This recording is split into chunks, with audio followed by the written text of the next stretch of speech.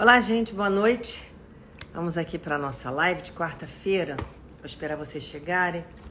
Mas antes eu queria agradecer a todas as manifestações de carinho que eu recebi aqui pelo falecimento do meu amigo, do meu médico, do meu irmão do coração, Fábio Cuiabano. Foi, assim, uma perda muito difícil. Ele estava doente há muito tempo, com Covid, internado desde o Natal. E para muitas pessoas foi uma perda irreparável, porque ele era um ser humano maravilhoso. Para mim, perdi um amigo e um irmão. E não tive condições de fazer a live na segunda-feira. Sei que vocês entenderam, se manifestaram, que eu agradeço muito. E a gente não sabe, né? Porque pessoas tão boas às vezes têm que partir.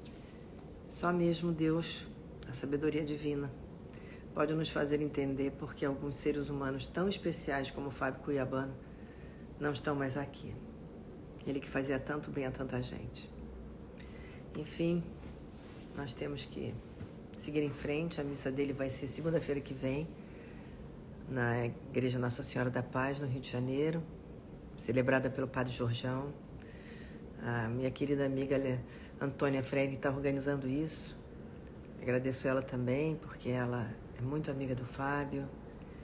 Enfim, a gente tá triste, todo mundo. Mas vamos em frente. Aqui nós vamos fazer hoje uma live muito especial, porque nós vamos falar de coisas que remetem não ao passado, mas ao futuro, nos levam para frente. O que vai ser daqui esse mundo digital? Né? Quais são as relações que mudam? As relações de trabalho, de moradia, né? As relações institucionais, os colégios, as universidades. O que vai acontecer? Eu vou conversar sobre isso com uma pessoa craque nesse assunto, professor, jornalista, diretor de comunicação da EOS Deals Advisory, uma empresa inglesa com sede em Londres. Ele está em Londres, vai falar conosco de Londres, que é o César Viana. Ele é mineiro, mora já há muitos anos lá e é uma pessoa que conversa com todos os jornalistas internacionais, tem um network fantástico em Londres e vai nos contar o que está sendo comentado sobre esse assunto, tá? Então vamos entender o que vai mudar nesse mundo, porque a gente fica dizendo, o novo normal, que normal é esse, né? E o que é novo normal? Eu acho que vai ser um novo paradigma, a gente vai estar em outra situação, vamos estar aqui, temos que nos adaptar e entendendo que voltar exatamente como era não vai voltar, né, gente? Vamos combinar, né? Tá difícil. Bom, vamos ver aqui se o César já entrou. Tá um frio, já tá tarde lá, né, César? Tá tarde, mas a gente está aqui, né, Márcia? Tá tarde, mas você Eu tá estou tentando acordadíssimo. me colocar num ângulo aqui melhor para eu poder conversar contigo muito bem. frio agora. Agora tá ótimo. Tá muito frio aí, César? Tá -2 graus. Oh, Eu quero saber se Patos de Minas está nos assistindo. olha, eu espero que Patos de Minas esteja nos assistindo, porque senão eu vou ficar muito decepcionado, entendeu? Porque assim, Entendi. afinal de contas, eu falei para todo mundo lá, falei assim, olha, vocês assistem porque é com a Márcia Peltier, né? Por favor, né? Vocês têm que me dar uma ajuda, né? Pois é, mas e aí, quer dizer que Londres está -2? Que horas são agora aí? 10h30. 10h30. Bom, e como é que tá a vida aí, antes da gente combinar, como é que tá a vida aí em Londres, hein, César? Choveu, não nevou de dezembro até hoje. Então, assim, só agora que acabou o gelo na sacada, sabe? Assim, muito gelo, muito frio. Aí, né, lockdown, aquela coisa, a gente está em lockdown desde dezembro, então já fica em lockdown, né? Porque você lá de fora, -2, não dá conta, né, Márcia? Mas vem cá, tudo você faz o que é online, você pede comida, como é que é essa vida do dia a dia por aí? Ah, não, pedir comida eu não peço não, porque eu sou bom cozinheiro, entendeu? Então eu prefiro fazer minha comida. Já Aí sei aqui, aqui eu acho quiabo, aqui eu acho jiló, aqui eu faço torresmo. Então a minha casa é um consulado mineiro, sabe? Assim, as Pois é. coisas que eu como em Patos de Minas, eu acho tudo aqui. Então, assim, porque tem muita coisa, a nossa cozinha é muito relacionada com o Paquistão, com alguns países da África. Aqui em Londres você acha de tudo. Então, assim, você quer hoje comer determinada comida, tem restaurante. Da Nigéria, tem restaurante. Do Chad, tem restaurante. Qualquer lugar tem também. É Então, internacional mesmo, Londres, né? mas na época que você morou aqui, parece que não era tão Não, internacional a assim, época que né, eu morei aí, Márcia? no final da década de 70, Londres não era essa coisa exuberante, não tinha esses restaurantes, fechava na hora do almoço. Os ingleses estavam todos no interior, não estava uma cidade Olha, alegre, não. Estava uma cidade muito diferente do que é agora. Graças a Deus está muito bem. é, Londres, fora a pandemia, né, que a gente... Mas isso aí virou ocupou. outra. Esse Aí agora também já é outra cidade, porque assim, ela é bem paradinha, agora está parada, né? E também com a loucura do Brexit, porque aqui a gente não tem só pandemia, né? A gente tem Brexit também. Eles resolveram largar a Europa, e aí eu acho que isso foi um certo tiro no pé, sabe? Porque, pois por é. exemplo, agora domingo já teve notícia de que 68% das exportações para a Europa simplesmente desapareceram. Você imagina, Nossa. 68%. Nossa, isso vai ser Isso, economicamente vai ser um desastre, né? eu já vejo, por exemplo, em supermercado faltando iogurte em alguns lugares. Na Irlanda do Norte, não está chegando direito comida nos supermercados. Então, acaba sendo um pouco loucura, sabe? Mas quem sou eu para julgar, né? Eu não tenho nada a ver com isso, eu sou só um observador. Observador muito atento. Então vamos lá as suas observações. Nosso tema de hoje é essa questão toda do mundo digital e o que que muda, né?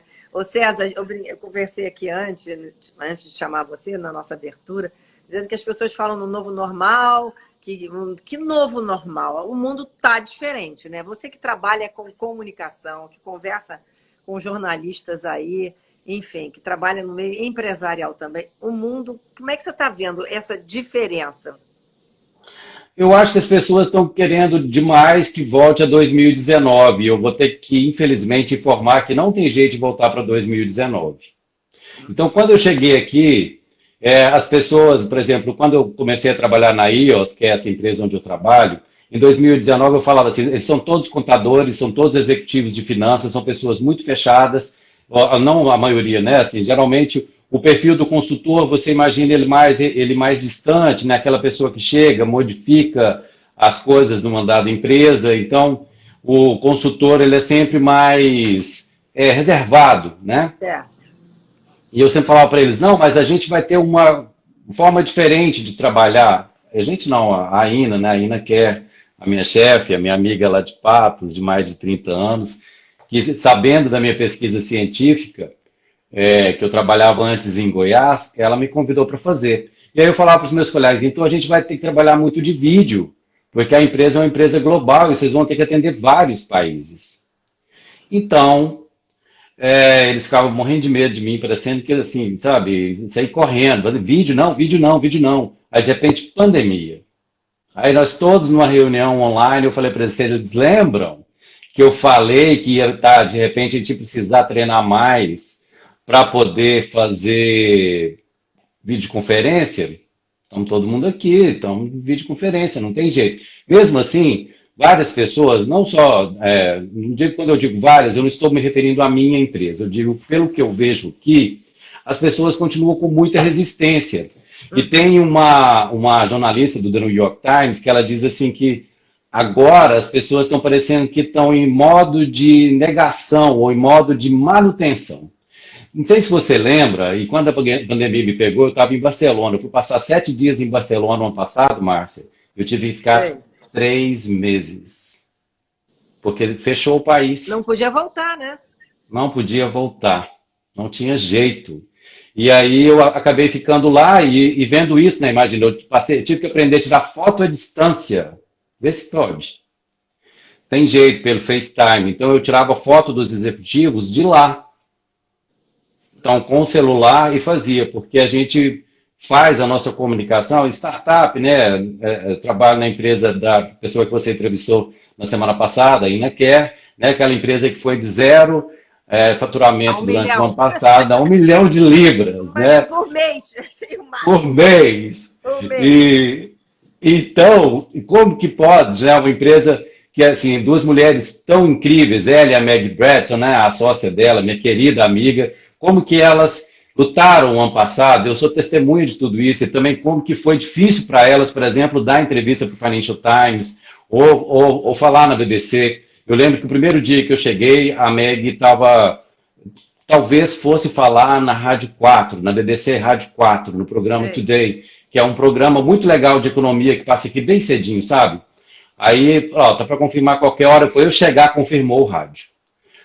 Aí eu falei assim, Meg, 15 minutos comigo, por favor, vamos tentar conversar sobre como é que fala em rádio, porque se você conversar que nem eu converso, assim, com o meu sotacão mais mineiro, o pessoal não vai te chamar de novo, então eu vou ter que te ensinar algumas coisas assim para você chegar e falar melhor, porque se você falar bem no rádio, eles vão te chamar para a BBC TV.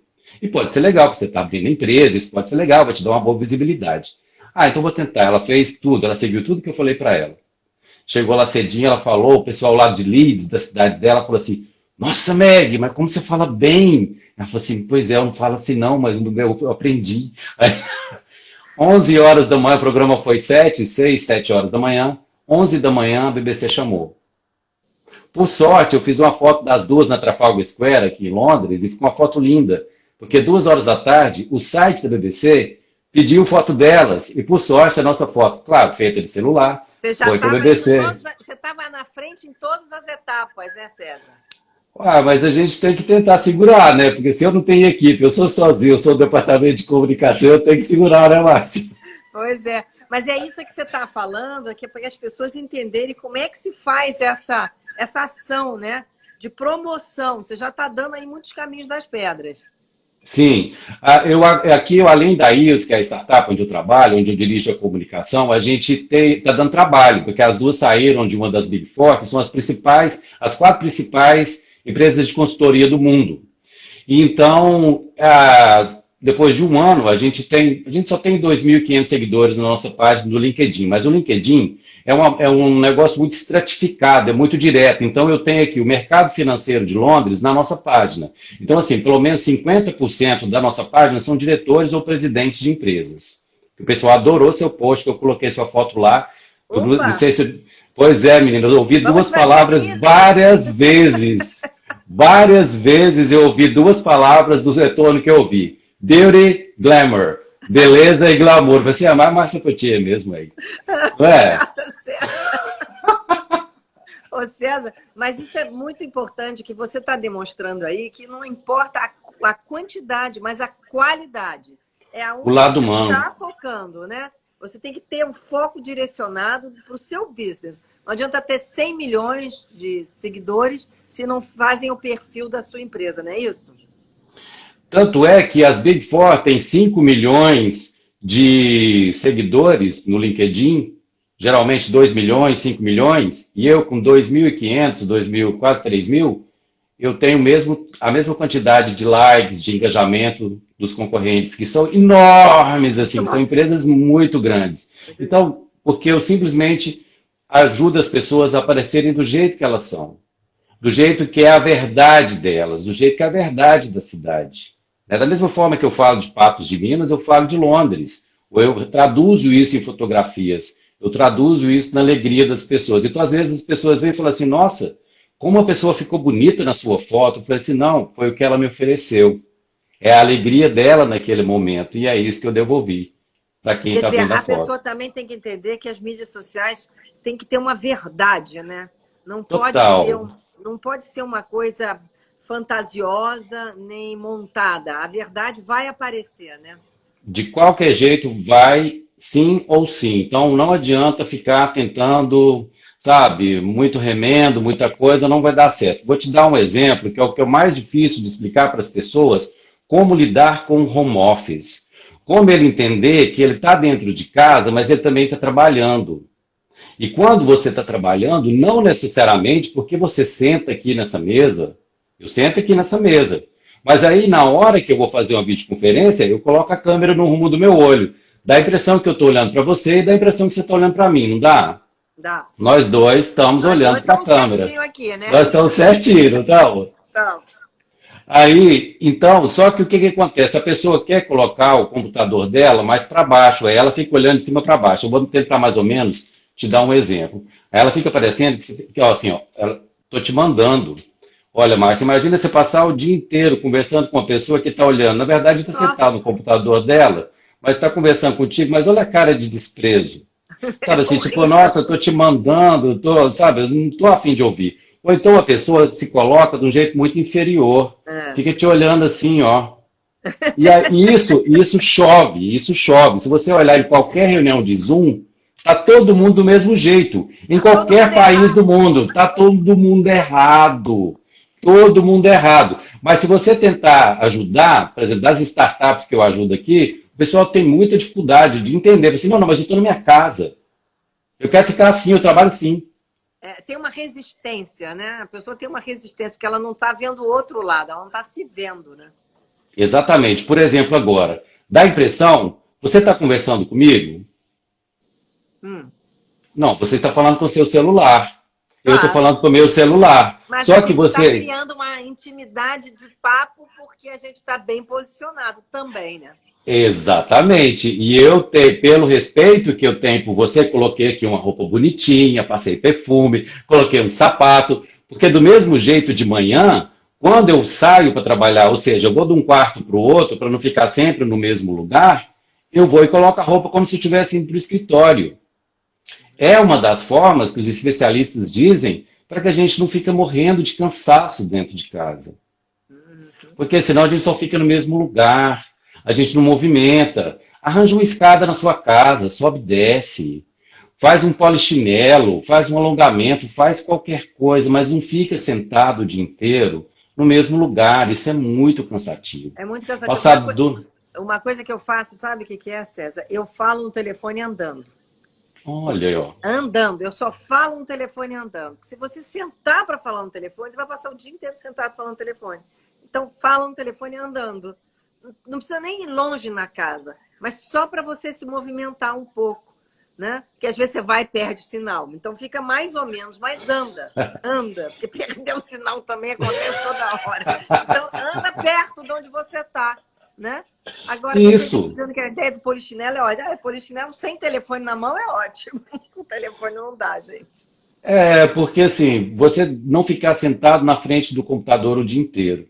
Se você tem um outro jornalista né, do Financial Times, esse é do New York Times, ele fala o seguinte: se você tem o privilégio de trabalhar de casa, você vai ter alguns problemas dourados. Porque são problemas dourados. Você não está numa mina de carvão. Você consegue manter seu emprego, você consegue manter seu trabalho. Por que que tem que ficar sempre, ah, não, estouro o trabalho, eu tenho que estar ajoelhado no milho? Não É. precisa ficar ajoelhado no milho. Levanta um pouco dessa cadeira, vai dar uma volta, vai fazer alguma coisa. Dá uma volta que eu falo assim, por exemplo, você pode sair de casa, né? Vai para a varanda, vai para a cozinha, mas levanta uns 5 minutinhos, ou então arranja um outro lugar que você vai sentar e você vai trabalhar, mas que não seja o lugar que você assiste televisão, que não seja o lugar onde você faça as suas refeições, onde você vê um filme, onde você tenta descansar, porque senão sua casa vai perder espaço de descanso. Aí você vai ficar sempre achando que o mundo está acabando. Meu Deus, como é que eu faço? O César, você sabe que o The Economist fez um estudo, né? Até te mandei, de vários Mandou. especialistas falando sobre Uhum, as mudanças do mundo, né? Que isso tudo aconteceu, e o mundo digital e o trabalho em home office. E uma das coisas que me chamou a atenção ali foi que as pessoas, e eu tenho uma amiga em Nova York que trabalha muito, que ela disse, eu estou trabalhando muito mais do que eu trabalhava quando eu ia para o meu trabalho. muito mais. Porque as pessoas agora, o tempo do transporte que demorava, não tem mais. Então, Não, você que demorava 1 hora, às vezes, para chegar no trabalho, 40 minutos, já começou o trabalho. Você já já. está trabalhando aquele período. E acaba estendendo para muito mais tarde. Então, Muito isso mais. tá levando também a muito estresse, né? Você Muito. tem Burnout. visto isso aí? O burnout, é. Sempre quando eu estou falando do que eu tenho observado nas pesquisas, né? Eu não estou falando nada sobre a minha empresa, porque nós somos 12 pessoas, não dá para ter nenhuma base de pesquisa do que eu vejo lá. Mas, por exemplo, as pessoas estão relatando muito cansaço. A Bloomberg, no ano passado, no primeiro mês, eles anunciaram uma pesquisa que foi feita que 45% das pessoas nos Estados Unidos estavam com sintomas de burnout.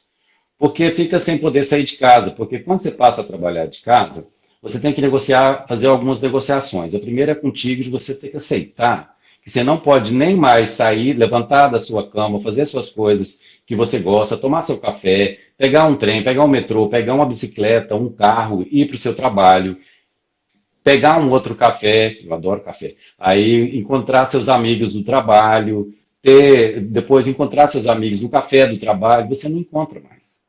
O que virou o escritório? O escritório virou um lugar onde as pessoas têm a mesma posição.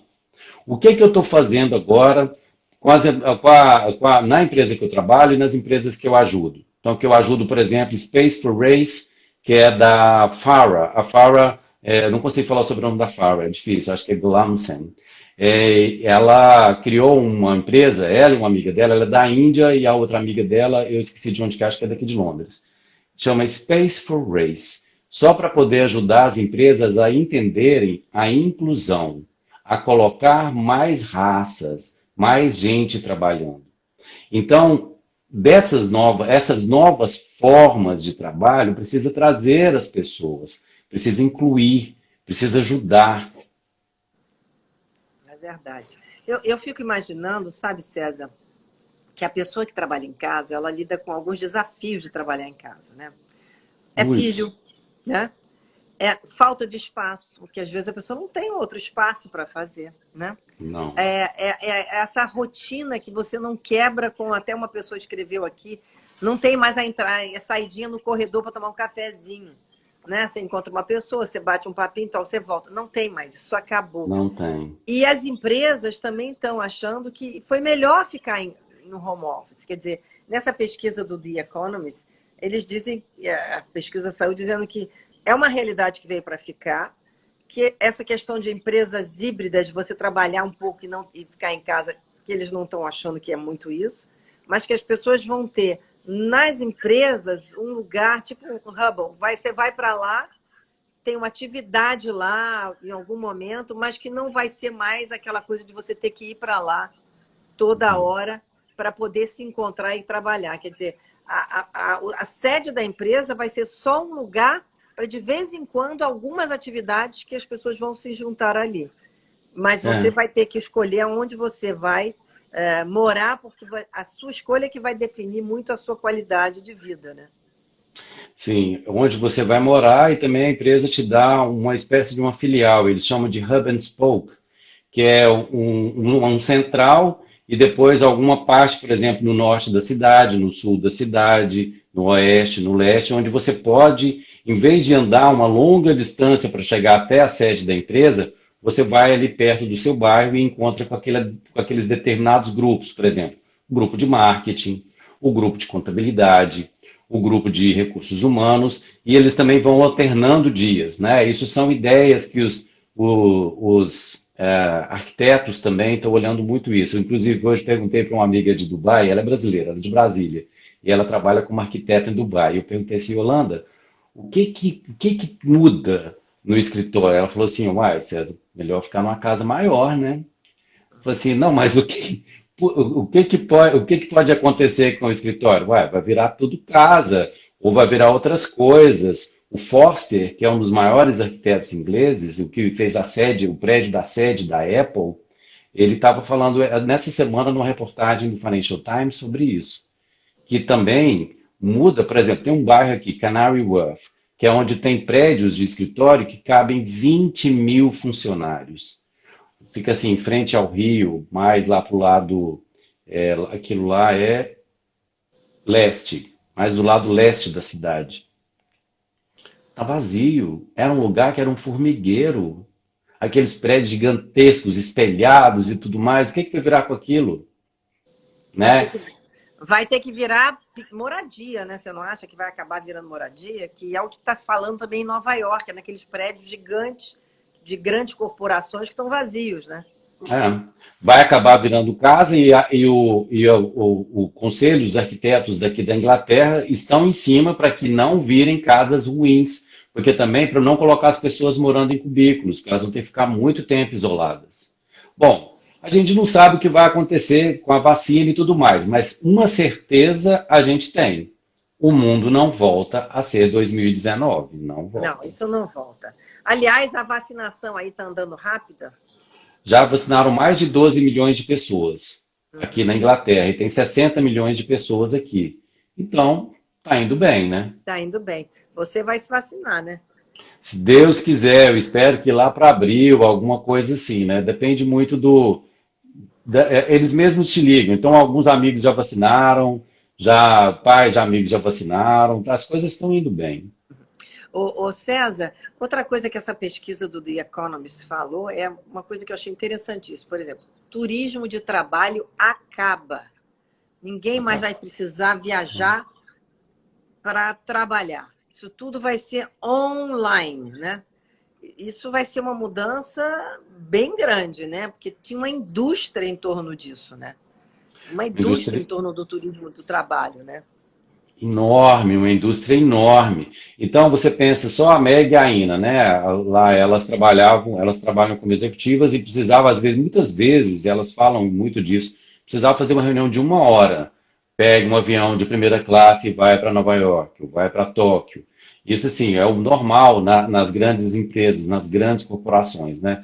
Então depois que elas abriram a empresa delas e depois que começou a pandemia, não tem mais um banco de investimento, não tem mais uma private equity, eu não sei como é que fala, eu acho que é banco de investimento. É, Ou, fundos, eu né? não sei bem os termos, eu sei, aqui eu acabo lendo sobre economia quase só, eu vou falando os termos errados, assim, desculpem se eu estiver Não, fundos. bagunçando. São fundos, então, Fundos de investimento. então são empresas que controlam várias empresas, por exemplo, times de futebol, por exemplo, empresas de telecomunicação, redes de restaurante, e é esse fundo que mantém tudo isso e faz tudo isso. Eles compram a empresa para depois vender por um preço bom agora, e daqui a 2 anos melhora tudo isso e faz render um dinheiro, né? Então, essas empresas já viram que não adianta ficar viajando, eles mesmos estão todos trabalhando de casa. Mas lembrando de novo da moça do Financial Times, todos em modo de manutenção. Porque se você olhar o pessoal lá no Fórum Econômico Mundial, né, agora, no último Fórum Econômico Mundial, tá todo mundo bem. Está parecendo eu e você no vídeo. Nós estamos bonitos na fita, entendeu? Nós estamos parecendo as lideranças mundiais. Mas se você assistir qualquer reunião de qualquer executivo aqui de Londres, você vai ver que o pessoal está muito perdido. Pode ser de banco de investimento, pode ser do que for, o pessoal está muito perdido. Inclusive, Márcio, eu acho que todas as pessoas falam assim, mas o jornalismo acabou, César. Você está falando de jornalismo até hoje, jornalismo, porque a pessoa acha que ela tem um celular, ela é jornalista, e eu acho muito lindo que ela fala e ela acha isso, entendeu? Mas não é bem assim, né, César? Me dá um conselho, me explica as coisas e tal. Eu falo assim, isso, eu paro e ouço, né? Que são as coisas que eu aprendi com meu pai, né? Assim, eu tenho muito do lado do meu pai, assim, meu pai, ele era comerciante, então ele tinha muito disso. Todo mundo passava lá e conversava com ele parava, ele ouvia todo mundo, mas ele não precisava concordar, mas ele precisava ouvir. Ouvia com a mente, ouvia com a carne, ouvia com o coração, sabe? Eu ouço. Mas assim, eu não vou ficar discutindo, né? Não É precisa. lógico, não, não precisa. Mas essa questão da informação é um outro dado interessante, né? Porque as pessoas ficam achando que tudo que acontece nas mídias sociais é informação. E a gente sabe que hoje em dia tem uma enxurrada de fake news, né? É, Enxurrada de fake news, WhatsApp News também, que não é verdade, né? Que as pessoas é. juntam um fato aqui com um fato ali, misturam e dizem que é aquele momento, e não é. Não.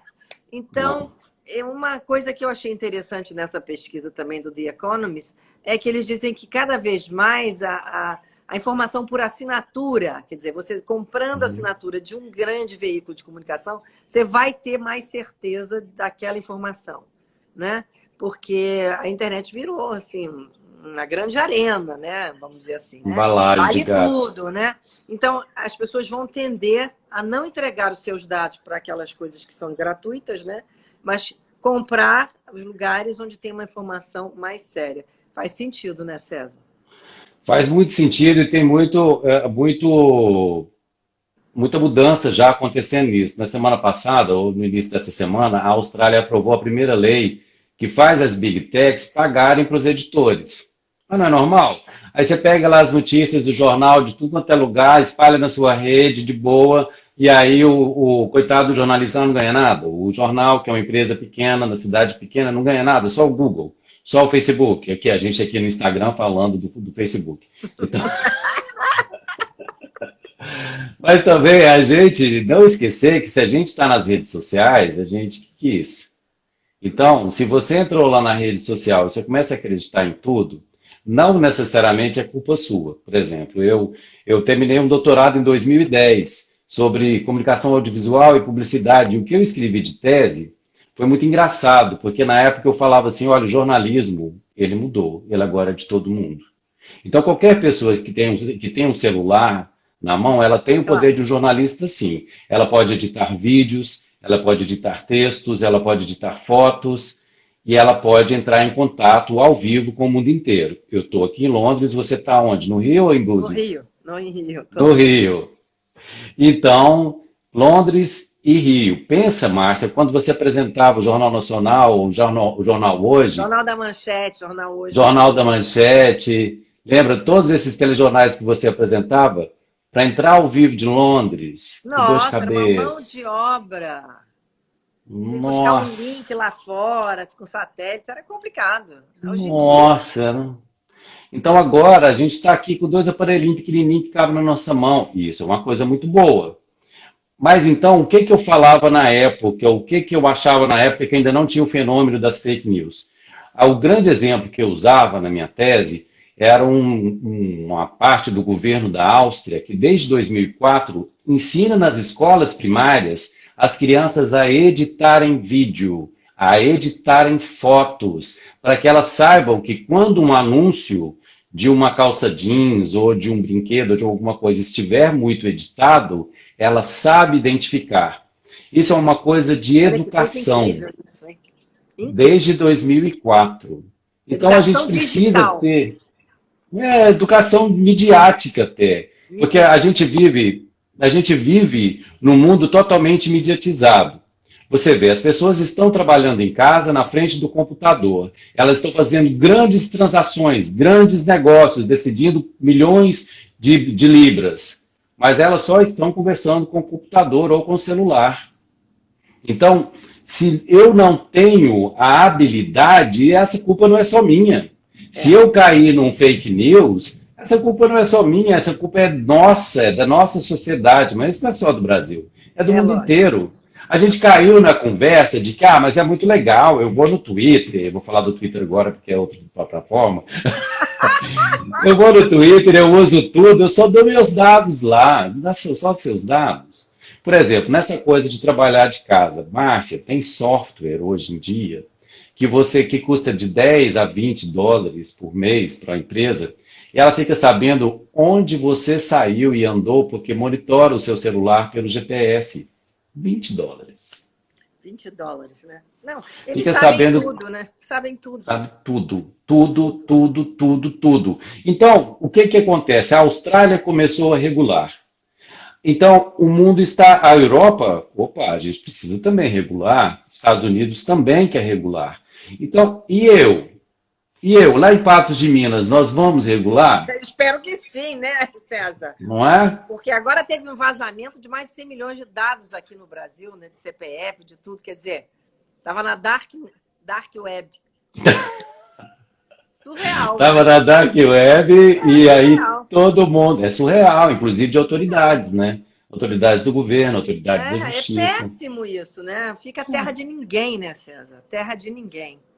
E É. outra coisa também que a gente tem que pensar, né, que é não só essa questão das aulas presenciais e não presenciais, está uma discussão enorme, né? Volta às aulas. Eu, pelo menos, acho que os professores tinham que ser todos vacinados junto com a questão toda da saúde, tinha que ser prioridade, né?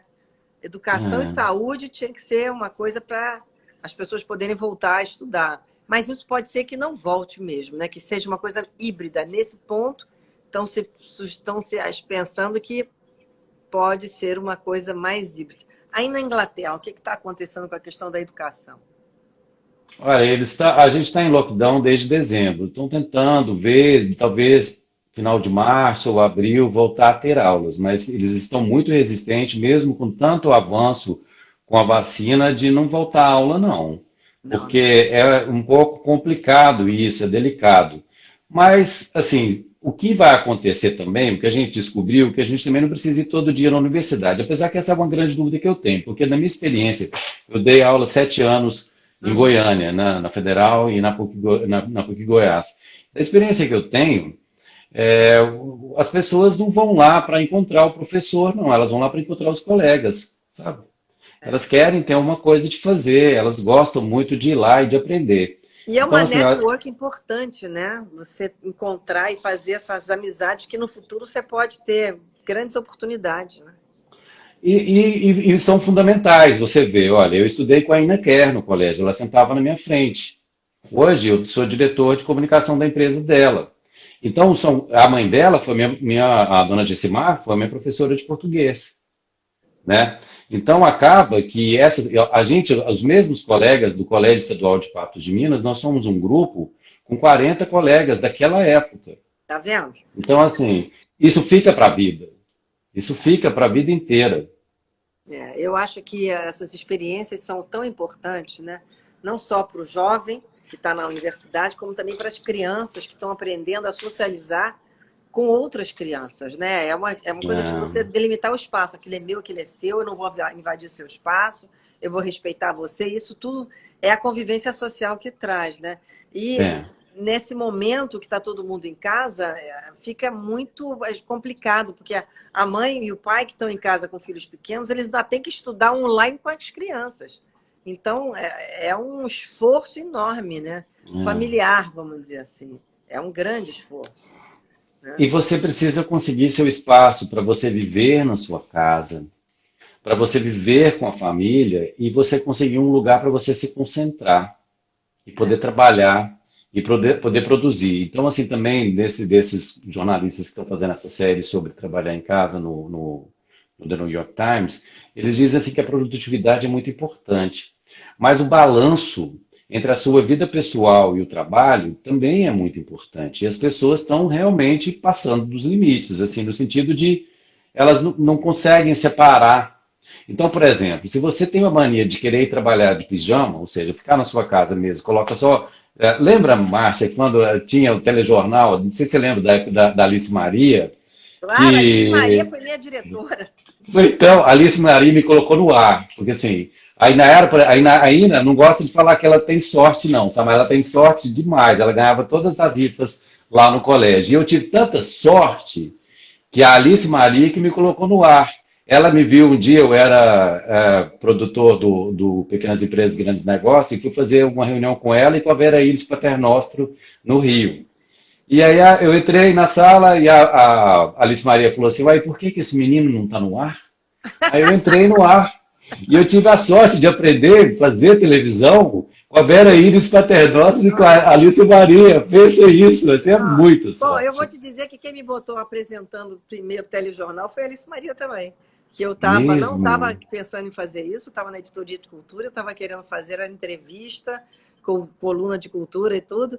E aí ela me chamou que uma pessoa faltou, não chegou para o jornal hoje. Ela olhou para mim e disse: Você vai apresentar o jornal hoje? Eu falei: Eu?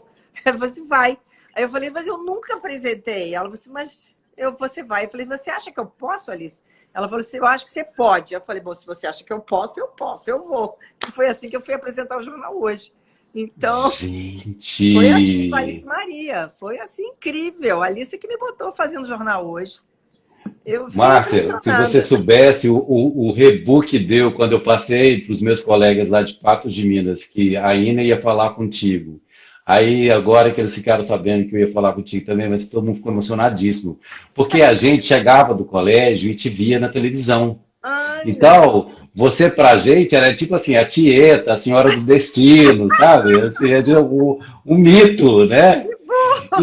E era muito divertido isso, né? Da gente ter essa. É uma forma da gente conviver com as pessoas. O jornalismo leva a gente para casa das é pessoas. E era com muita verdade, é alegria verdade. que eu te recebia todos os dias na minha casa. E você Obrigada. foi uma grande inspiração para que eu seguisse essa carreira. Ah, muito Eu sou muito obrigada. agradecido a você, muito Ah, agradecido a Vera Iris Paternostro, a Alice Maria, né? A Alice Maria, a Vera Iris Paternostro, para quem não é do jornalismo, a Alice Maria criou o Padrão Globo de jornalismo e O Armando juntas elas Nogueira, criaram com o nosso com o querido Armando Armando Nogueira. Nogueira e também criou a Globo News. Então eu posso me considerar com muita sorte porque eu tive a chance de trabalhar com esses Pessoas grandes, maravilhosas que lançaram as maravilhosas, bases do jornalismo padrão de qualidade, né? Muito importante. Ô muito César, importante. uma das coisas que eu estou com medo aqui do nosso tempo daqui a pouco acaba é o seguinte, que eu também li, eu fiquei muito impressionada com esse estudo do Economist, fiquei mesmo, falando sobre a inteligência artificial, né? Aham. Como ela vai ocupar espaço e algumas profissões vão até desaparecer, né? E como elas vão ser assim assistentes digitais para quem está trabalhando em casa. Isso vai ser uma Totalmente. revolução. E eles preveem uma onda de desemprego muito grande em 2021. O que você achou disso?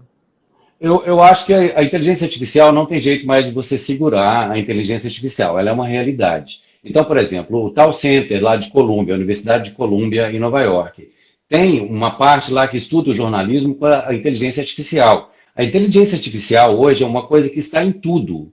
Está aqui na nossa conversa. Não tem jeito de fazer uma transmissão ao vivo sem inteligência artificial. Então, esse medo de que o mundo vai acabar porque tem inteligência artificial, isso não vai ter como. Agora, vai faltar emprego? Vai faltar muito emprego, sim, porque vai acontecer uma recessão muito grande. Os países estão colocando muito dinheiro para imprimir. E não tem como você movimentar, não tem turismo, não tem. O mundo não é mais do jeito que era. E a gente vai ter que reencontrar um caminho. A gente não sabe para onde que vai. O que vai acontecer, a gente não sabe, a gente precisa se adaptar.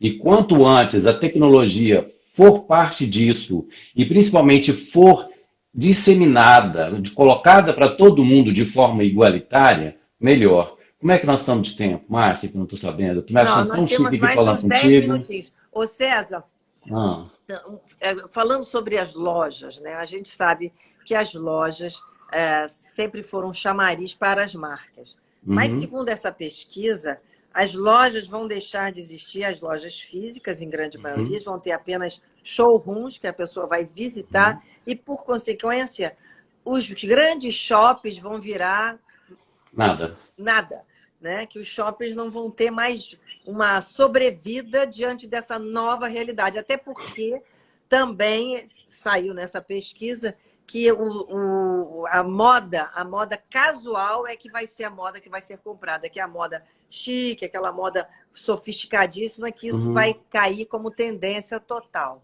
E aí, vai. César, o que você Vale diz? mais a saúde. As pessoas, a moda hoje é muito mais pela saúde da pessoa, né? Os homens, as mulheres, eles querem aparecer sem camisa, né? Eles querem poder se mostrar o corpo. Então, assim, se você olhar, por exemplo, aqui no Museu do Vestuário, ou o Museu Vitória e Albert, né? Eles têm uma parte ali de indumentária. Então, para você ser chique no século XIX, você tinha um tantão de roupa em cima. Agora, pelo contrário, agora é a sua saúde. Por exemplo, Oxford Street. Lembra do Oxford Street aqui em Londres, Márcia? Uhum. A meca do consumo, todas as Nossa, um lojas, consumo um chique, né? monte, Consumo muito chique. super chique. Marcas Olha, hoje, tradicionais.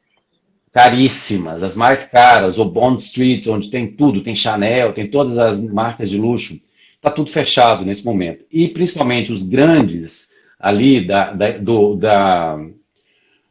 do comércio, por exemplo, House of Fraser, JD Sports, SportsDirect.com, a Topshop fechou, Debenhams, grandes magazines tipo, por exemplo, John Lewis, que qualquer casa que você entrar aqui na Inglaterra, você vai ver os eletrodomésticos, os pratos, os linen, gente, é muito ruim quando você começa a bagunçar os trem. Roupa de cama. Roupa de cama, e aí tudo é John Lewis, está fechando.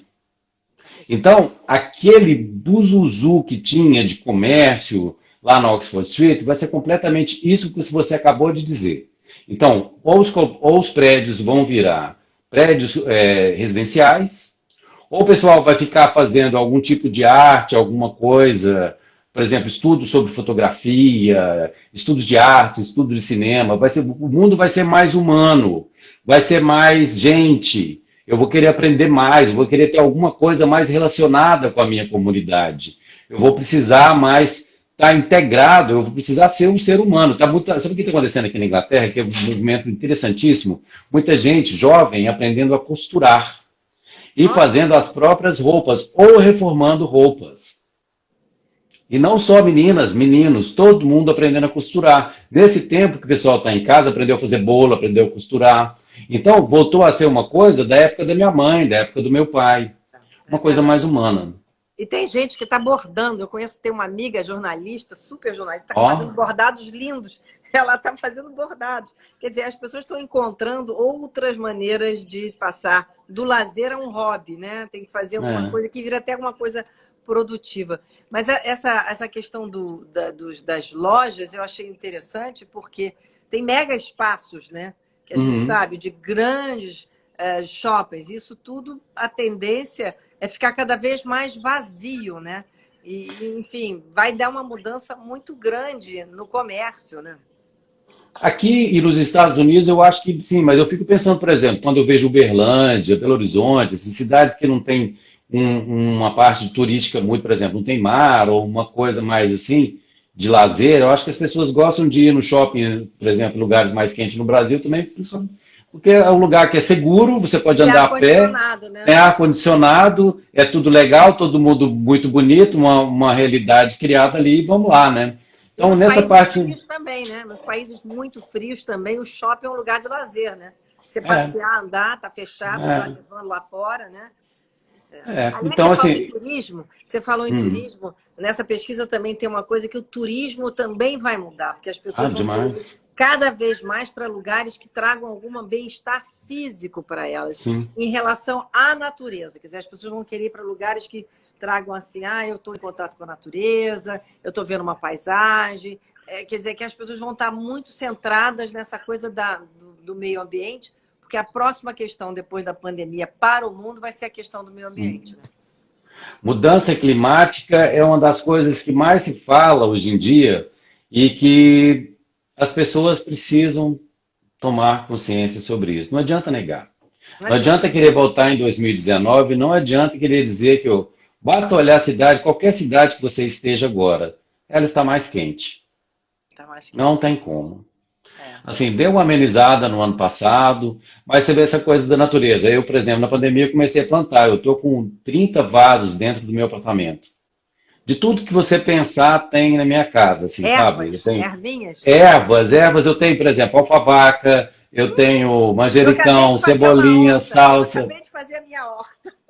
Em qual casa? Na de Búzios ou do Rio? Fiz uma hortinha lá para mim. Ah, eu Vou fazer amo uns fazer vídeos, horta, vou gente. soltar uns videozinhos fazendo a horta que eu adorei. Acho que todo mundo pode fazer a horta, como você falou, vasos no apartamento, pronto, né? Simplesmente, simplesmente, você faz, você coloca, por exemplo, você compra cebolinha, corta a parte de baixo dela, que tem aquela raizinha, ela brota, você já planta ali, já nasce de novo. Ou então o hortelã é tão bom, pega tão fácil, sabe? Rosas, como que é o nome daquela outra? Orquídea, sabe? Tem tanta planta legal, tanta coisa, ó, gerânio, aguenta inverno, é uma beleza. Então, É. assim, É. planta, traz outra alegria. As pessoas têm que ser criativas, né? Muito. Evidentemente, né, que as coisas vão melhorar, não vai ficar como a gente está agora, óbvio, Não, né? Lógico que as pessoas vão ter uma mobilidade, vai sair. Se bem que a previsão é que a gente ainda use máscara todo esse ano e um pouco do outro ano, né? A sim. gente está sabendo disso. Mas, independente de qualquer coisa, as pessoas começaram a refletir, né, César, e a pensar em outras coisas importantes na vida. Eu acho que esse refletir e esse repensar é que é também muito rico para a gente, né? Porque antigamente Ah, era aquela total. realidade só, né? É consumo, é vida corrida, é trânsito, é Não, muita coisa. Agora, não. Teve que se dar uma não. parada. É impossível não ter dado uma parada. A gente tem que construir as coisas. E as coisas mudaram, mas as coisas também mudaram para o melhor. A gente, principalmente na parte de pesquisa, né? Eu tenho esse meu lado aí de pesquisa. Boa parte da minha vida eu passei pesquisando, né? Fazendo mestrado, doutorado, até pós-doutorado eu cheguei a fazer. Então, assim, as pessoas acham que fazer ciência é uma coisa que é de outro mundo. A ciência, a gente precisa de colaboração. Eu vou te dar um exemplo de ciência. Meu pai tinha ele já faleceu, ele tinha a pastelaria do Valdomiro, lá em Patos de Minas. Então, você chegava lá e qualquer pessoa idosa, criança, qualquer pessoa importante, o carroceiro, o prefeito, ia lá. Ele tratava as pessoas com a mesma igualdade. E ele nunca parava de trabalhar para dar atenção para alguém. Mas tudo lá era super meticuloso, era totalmente ciência empírica. E as pessoas acham que para fazer ciência precisa ser ou Nobel, isso ou aquilo. Não precisa, você só precisa fazer com qualidade, testar, ver se dá certo e colaboração. E aí agora está brigando com universidade, com ciência, com isso, com aquilo. A gente conseguiu avanços enormes nessa pandemia. E o desenvolvimento da ciência é fundamental, porque se a gente conseguiu fazer uma vacina em um ano, é porque houve muito avanço tecnológico e muita forma de colaboração remota, principalmente. Então, tem muita coisa que me deixa sempre com esperança. Eu sou uma pessoa cheia de esperança. Eu acho que as coisas sempre podem melhorar, sim. E se elas melhorarem, eu vou encontrar uma forma de melhorar, que seja o meu mundo. Se eu der conta de mudar o meu mundo, eu já acho que já colaborei, sabe? Já tá bom. Mas não. É verdade. Não, olha, eu estou adorando a nossa live que a gente vai ter fechado daqui a pouco. E uma das coisas que essa pandemia também trouxe para as pessoas, que essa comunicação instantânea, né, de continentes a continente. Aliás, eu estou louca para entrevistar alguém no Japão. Se você souber de um nome bacana para No entrevistar, para saber Japão? como é que no Japão, como é que está acontecendo no Japão, ou até Dubai, eu quero conversar para saber como é que estão as coisas Olha, por lá. acabou minha luz, o que aconteceu? Acabou minha luz, gente, justamente eu Ela está falando com da uma luz, o luz que eu fiz chata de aqui? teatro agora em cima de você. Ah, Ó, não, voltou. agora não, Ó, voltou. Vai, o que que aconteceu? Tá dando. Não sei, deixa eu usar essa aqui então. bom, mas enfim, se você Ah, tiver uma pessoa. Eu quero falar com alguém de pode ser de Dubai. Dubai? Posso Pode. te indicar a Yolanda Murakami, que é arquiteta em Dubai, Ah, amiga ótimo. minha, trabalhou nas obras da Sagrada Família do Gaudí em Que Barcelona, uma massa. menina super legal. Olha, vou te passar o telefone dela. Me passa, porque eu acho que a gente tem que, já que a gente tem essa possibilidade, a gente tem que falar com pessoas do outro lado do mundo, para saber como é que é a vida Sim, lá, o que está acontecendo, o que as pessoas estão pensando. Uma das coisas que eu acho que a pandemia também trouxe é essa sensação de que nós somos um povo, né? Nós estamos todos aqui, neste planeta. Então, essa sensação de que nós, de pertencimento geral, a gente não, tem que aproveitar o lado positivo disso, né? totalmente. E esse lado positivo é a gente conhecer o outro. Porque quando a gente não conhece, muitas vezes a gente não gosta, né? Ai, não conheço, não sei. Quantas pessoas falam isso? Mas quando você conhece, você vê que são pessoas que nem você. Então a gente tem que saber o que se passa Totalmente. lá. Tem que saber lá um É. pouco da realidade de lá. Eu vou adorar, tá? Eu Agora, também vou adorar te apresentar mais gente. tá ótimo.